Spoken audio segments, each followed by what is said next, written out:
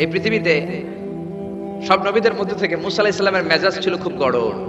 উনি রেগে গেলে, এই মিয়া সাইডটা গেলে মাথার চুলগুলা টুপি পাগড়ি ভেদ করে উপর দিয়ে এরকম খাড়া হয়ে দাঁড়ায় যেত।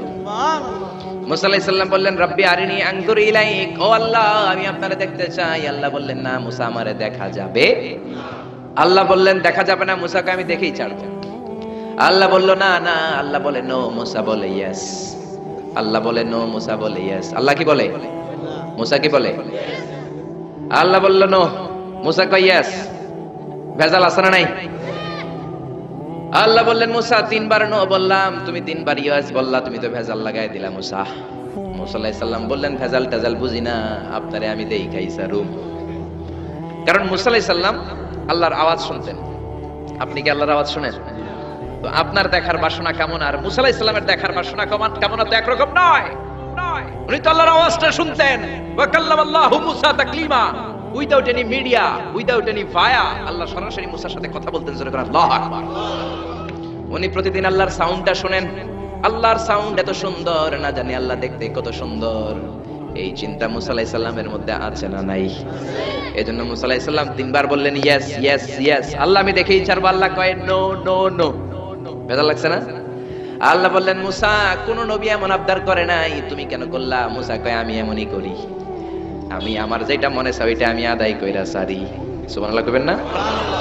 আল্লাহ বললেন, ঠিক আছে, ফাইন ইস্তাকাররা মাকানাহু ফাসাউফা তারানি, তোমার দিকে নূরের তাজাল্লি দিলে তোমার তো খুঁজে পাওয়া যাবে না রে মুসা।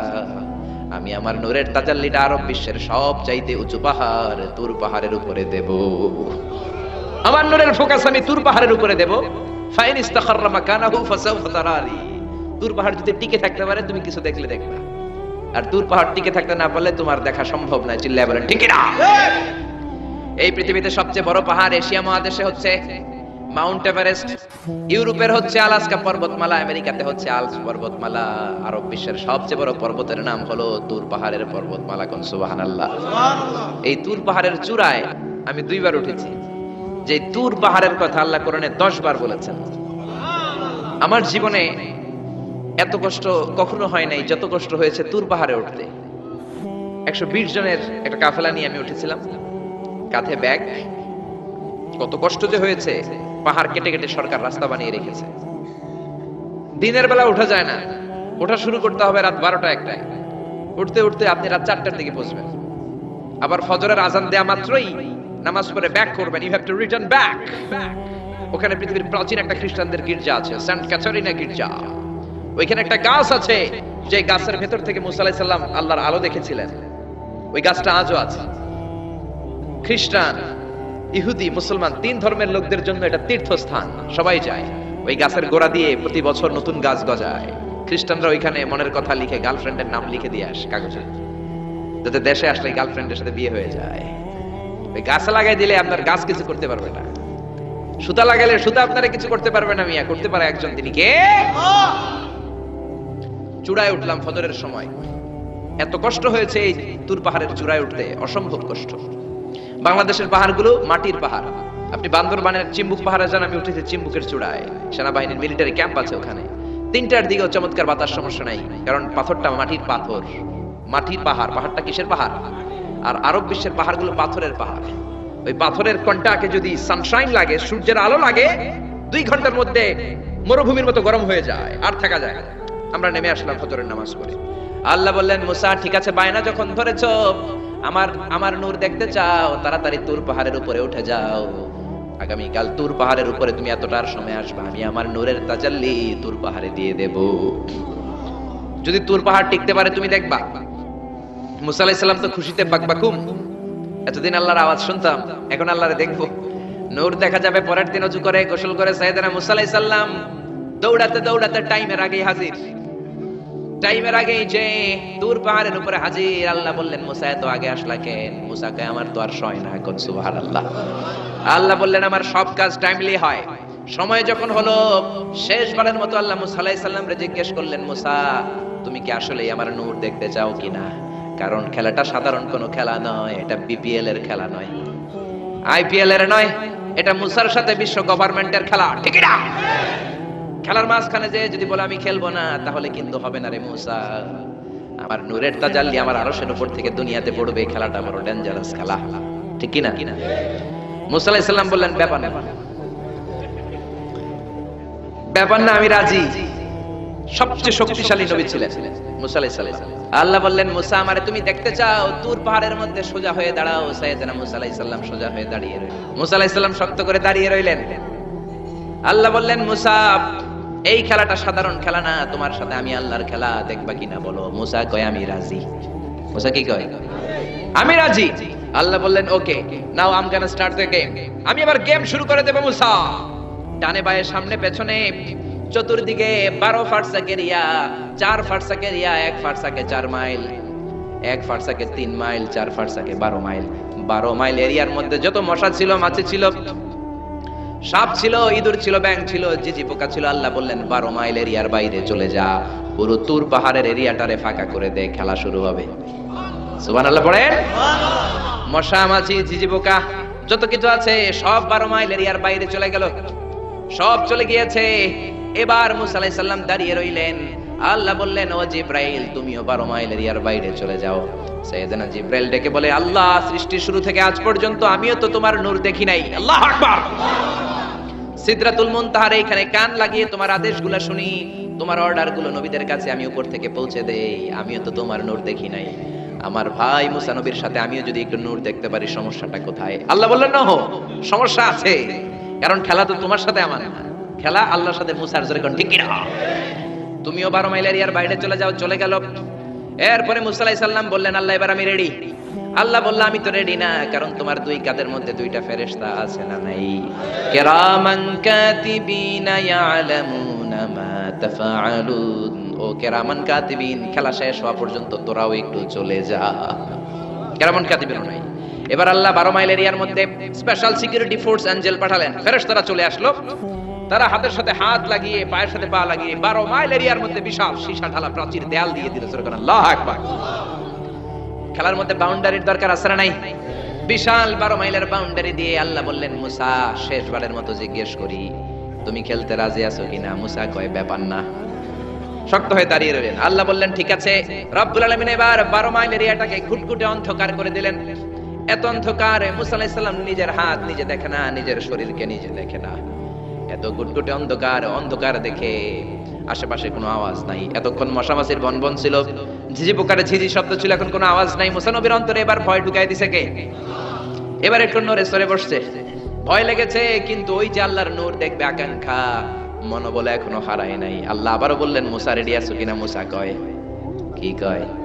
ওই যে ব্যাপার না। মুসা আলাইহিস সালাম দাঁড়িয়ে রইলেন। তিনি বললেন ইয়েস, আমি দেখবো। এবার আল্লাহ মুসা আলাইহিস সালামের চোখের পাওয়ার বাড়িয়ে দিলেন।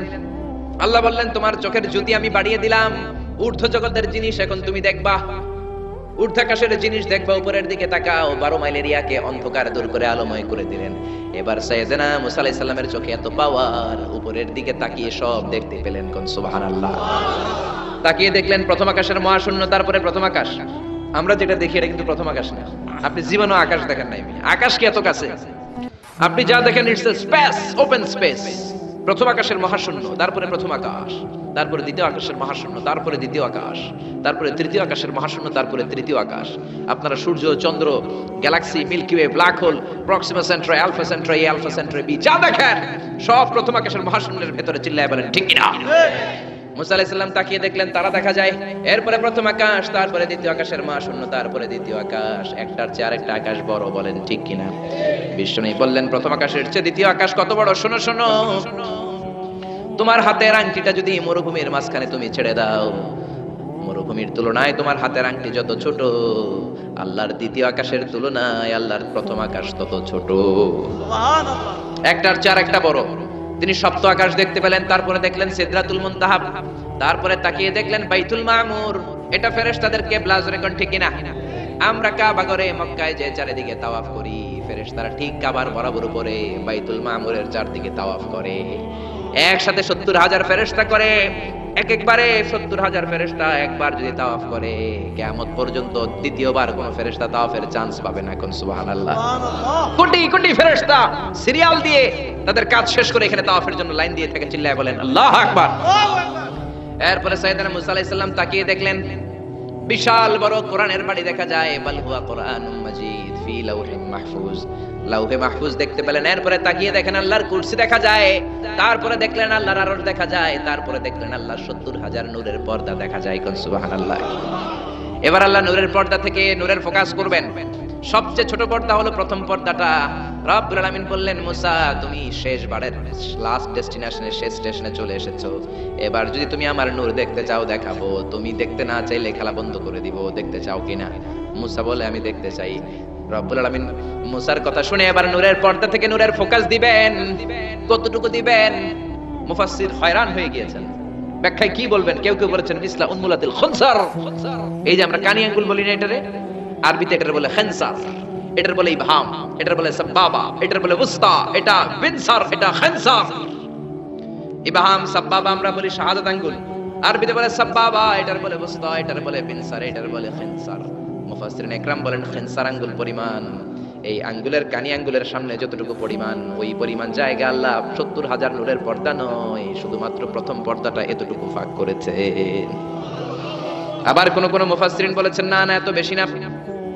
একটা সুয়ের পেছনে যত ছিদ্র, সুয়ের ভেতরে সুতা ঢোকানোর জন্য যতটুকু ছিদ্র লাগে, ততটুকু ছিদ্র আল্লাহ আলাদা করে তিনি ফোকাস করেছেন। ফালাম্মা তাজাল্লা রাব্বুহু লিল জাবালি জাআলাহু দাক্কাও ওয়া খাররা মূসা সাইকা। রব্বুল আলামিন নূরের তাজাল্লি যখন দূর পাহাড়ের উপর দিলেন, এক সেকেন্ডের জন্য নূরের ফোকাস নয়, এক সেকেন্ড 1000 ভাগ করলে হয় 1 মাইক্রোসেকেন্ড, 1 মাইক্রোসেকেন্ড 1000 ভাগ করলে হয় 1 ন্যানো সেকেন্ড।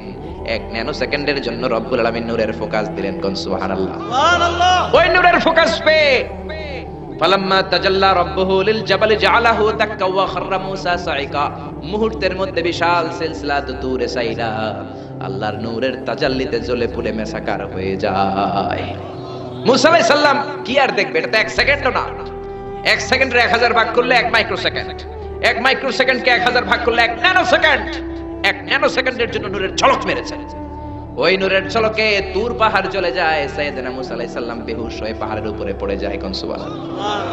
হুশ ফেরার পরে হাত জোর করে আল্লাহর কাছে ক্ষমা চায়, মাবুদ রে, আর জীবনে বায়না ধরবো না, আর জীবনে বলবো না আমি তোমারে দেখতে চাই। জনমের স্বাদ মিটে গেছে, কিছুই দেখতে পারে নাই। এক তাজাল্লিতে বেহুশ হয়ে পড়ে গিয়েছে। চিৎকার করে পড়েন আল্লাহু আকবার।